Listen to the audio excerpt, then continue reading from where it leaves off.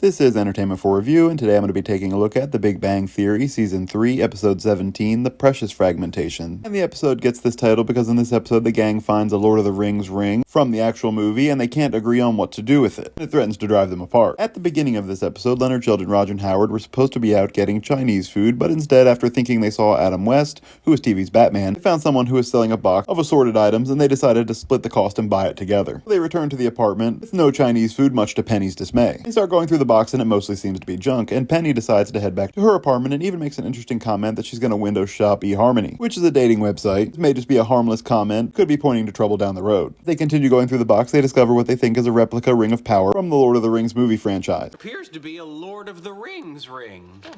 Later, when they're all eating dinner at the Cheesecake Factory, Howard reveals that he did some looking into this item through a friend of his. It turns out that this is not merely a replica ring, but an actual production-used ring from the movie. It states one ring that was made for the movie was stolen before it could be destroyed, and this is that one ring. This, of course, leads Sheldon to want to claim it as his right away. This is the one ring. Mine. Leonard reminds him that they all bought the box together, so it's equally all of theirs. And they all have different ideas of what they want to do with it. Raj wants to sell it and use the money to buy a jet ski. Sheldon wants to keep it and only take it out when they use it to reenact scenes from the movies. Leonard wants to mail it back to Peter Jackson. Or so he says, more on that later. Howard seems okay with Sheldon's plan, or okay with Leonard's plan if he can use that to blackmail Peter Jackson into making him a hobbit in the next Middle-earth movie. Sheldon makes an interesting comment here about never getting his way in this group, which is hilarious because he almost always gets his way. The comment is just perfect and shows Sheldon being Sheldon. Sheldon steals the ring off the table a couple of times and once out of Leonard's pocket to demonstrate that it can be stolen very easily. So Leonard asks Penny to hang on to it until they decide what to do with it. However, later that night when they're in bed, Sheldon tries to sneak in to steal the ring again. And when she's just about got the ring off of Penny, she wakes up and is startled and punches Sheldon in the face.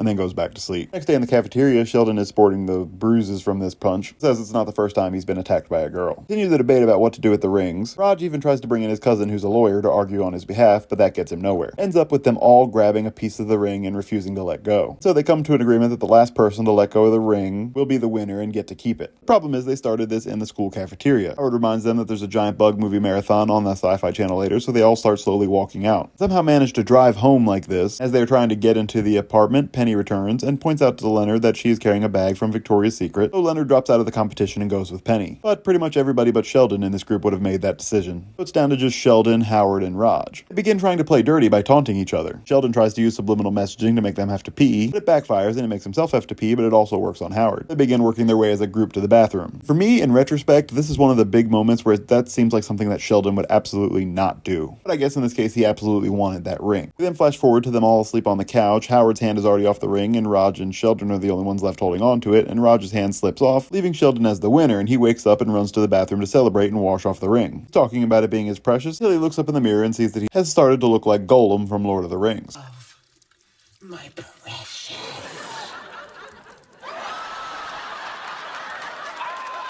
Then wakes up from his nightmare. Him, Raj, and Howard are really asleep on the couch, and the ring is nowhere to be seen, and they start looking for it. And Leonard says that he came in and it was on the floor, and he took it and put it in a FedEx box and mailed it back to Peter Jackson. Where he got the address to send that to, I don't know. They're all mad, saying that wasn't his decision to make, and if the game ended in a tie, they should have restarted it until somebody wins. Leonard says nobody would have won because you would have had one person with a ring and 3 less friends. Then he acts kind of high and mighty, saying that if that's how they are, he doesn't want anything to do with any of them, and he also points out that he's not going to clean up the bathroom from their pee incident. And then it turns out he did not have an address to send it to, and he was just being high and mighty falsely because he did not mail the ring anywhere. He had it in a box under his bed and has decided to keep it for himself. And is suspicious and comes to investigate that night and discovers that Leonard still has it. He tries to steal it, but instead they end up grappling with each other in the middle of the night, sending Penny leaving the room, making another interesting comment saying that she should go back to dating dumb guys from the gym. This is her second such comment in this episode. And that is how we end this episode, Season 3, Episode 17, The Precious Fragmentation. This episode is a lot of fun, but what are the chances that these guys would actually find something that rare just in a box that they bought off the street? Well, Nick's exactly how you'd expect him to act in this episode, wanting to keep it all for himself. It shows, however, a little bit of a dark side in this episode because while he pretends that he wants to just mail it back and do the right thing, actually confronted with that opportunity, he chooses to keep the ring for himself. Never actually find out what becomes of the ring later on, whether or not they kept it or did indeed eventually mail it back. For me, I'd probably go the Raj route in this episode. I'm a Lord of the Rings fan, but not a die-hard fan of it. I'd probably sell the ring. Interesting part of this episode is Penny. Things seem to be mostly okay with her and Leonard in this episode. She does make 2 interesting comments. Came back in early in the episode, she said she was going to go browse eHarmony harmony, seemingly as a joke. And in the end, when she's woken up by Leonard and Sheldon fighting, she says that she should go back to dating dumb guys from the gym. These could just be harmless comments given in the moment. With what's to come later, it could be an early sign of trouble in their relationship. This is a very funny episode that I score at a solid 8.6 out of 10. Please let me know your thoughts on this episode in the comment section below. Please be sure to like this video and subscribe to the channel, and keep an eye out for my next video coming soon.